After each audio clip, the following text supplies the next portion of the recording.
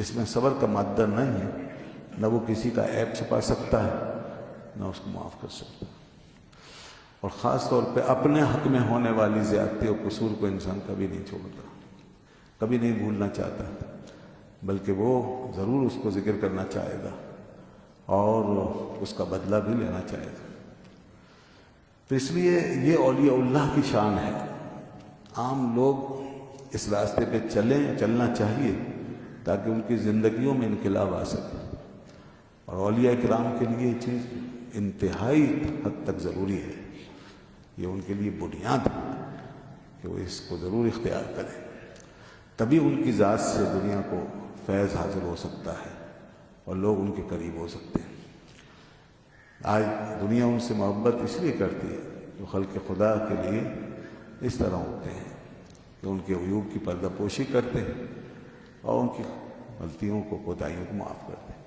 پردہ پوشی کرنے کا مطلب یہ نہیں ہے کہ دوسروں کے بارے میں لوگوں پہ ہونے والے ظلم کو ہم چھپائیں، ایسی باتوں کو چھپائیں جس سے قوم کا نقصان ہو رہا ہو، حکمرانوں کے، ظالموں کے، گمراہوں، بے دینوں کے عیبوں کو چھپانا شروع کر دیں تو پھر تو وہ سب لوگوں کو تباہ کر دیں گے۔ یہ مراد نہیں، لوگ وہاں تک جاتے ہیں، اپنی حد تک کوئی نہیں سوچتا، سب سے پہلے یہ سوچتے ہیں۔ تو جو چیز مشکل ہے اس کو سمجھا کریں، وہ ہے اصل کام۔ تو یہ اپنے بارے میں ہے کہ ہمارے ساتھ کسی نے کوئی ایسا معاملہ کیا تو اس کے ساتھ کس طرح پیش آنا ہے۔ اگرچہ اپنے حق میں بھی شریعت جو ہے وہ انتقام کی اجازت دیتی ہے، یہ بھی سن لیں، اپنے حق میں بھی شریعت اس بات کی اجازت دیتی ہے کہ آپ کا کسی نے نقصان کیا ہے تو آپ اس کا بدلہ لے لیں، تبھی تو سزائیں ہیں، تبھی تو ہاتھ کاٹے جاتے ہیں، چوروں کے ہاتھ کٹتے ہیں، کوڑے مارے جاتے ہیں، یہ سزائیں دی جاتی ہیں۔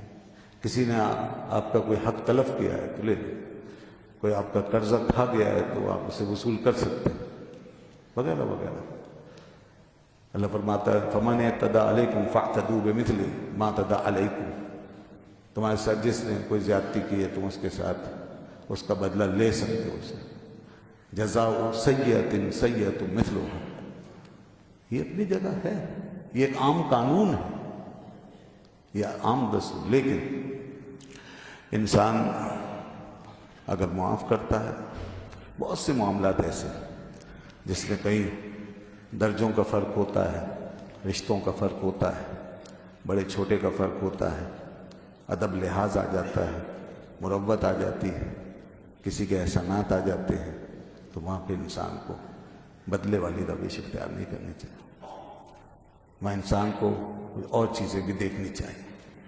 ہر جگہ جو ہے یہ 1 بائی 1 کا مقابلہ نہیں ہوتا، کہیں ایک کے مقابلے میں ایک ایسا ہوتا ہے جو اس کے احسانات ہوتے ہیں، اس کا درجہ زیادہ ہوتا ہے، اس کا مرتبہ زیادہ ہوتا ہے، وغیرہ وغیرہ۔ تو اس لیے عام جیسے برابری کے جہاں معاملات ہوتے ہیں لین دین کے، انسان وہاں اگر اپنا بدلہ لیتا ہے تو لے سکتا ہے انصاف کے ساتھ، لیکن اگر وہاں بھی اللہ کے لیے معاف کر دے، ہاں اگر وہاں بھی اللہ کے لیے معاف کر دے اور چھوڑ دے تو پھر اس کی جزا اللہ کے ذمہ ہے، پھر اس کا بدلہ اللہ ہی اسے دے گا، یہ ہے۔ تو یہ اب اہل ولایت کا معاملہ بڑا مختلف ہے، وہ پھر موت آگے تک جاتے ہیں، وہ تو بے زبان جانور، موذی جانوروں، نقصان دہ چیزوں سے بھی وہ انتقام کا نہیں سوچتے ہیں، وہ تو وہاں تک چلے جاتے ہیں، خلق خدا کے ساتھ اس طرح پیش آتے ہیں۔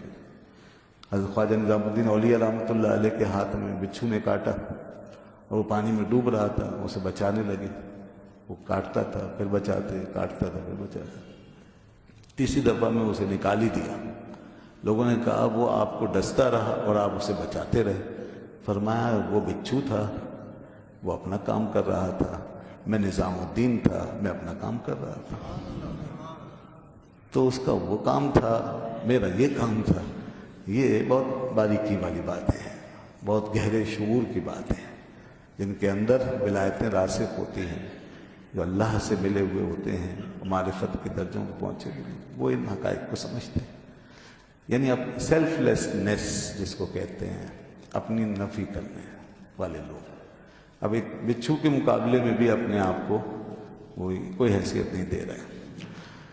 اچھا، سارے مسئلے پیدا وہیں ہوتے ہیں جہاں آدمی اپنی سیلف ہوڈ کے ساتھ کھڑا ہوتا ہے، سیلفش بن کے آتا ہے، اپنی ایگو کے ساتھ آتا ہے، وہاں سارے مسئلے کھڑے ہوتے ہیں. اور جہاں سیلف لیسنس ہوتی ہے وہاں آدمی پھر اس طرح آگے بڑھتا ہے اور ہر ایک کے سامنے اپنے آپ کو مائنس کر دیتا ہے. تو آپ نے فرمایا 2 خصلتیں یہ ہیں. غوث پاک رضی اللہ عنہ فرماتے ہیں اللہ کی 2 خصلتیں یہ اپنا لیں. اللہ کی بہت ساری شانیں ہیں، اس کی بہت ساری صفات ہیں، صرف 2 چیزیں جو زیادہ انسان کے لیے اہم ہیں ان کا ذکر کیا تاکہ اس کے ذریعے سے اور بہت سارے کمالات اس میں پیدا ہو جائیں. یعنی ان کو غالب رکھنا ہے، ایک ستاری اور ایک غفاری.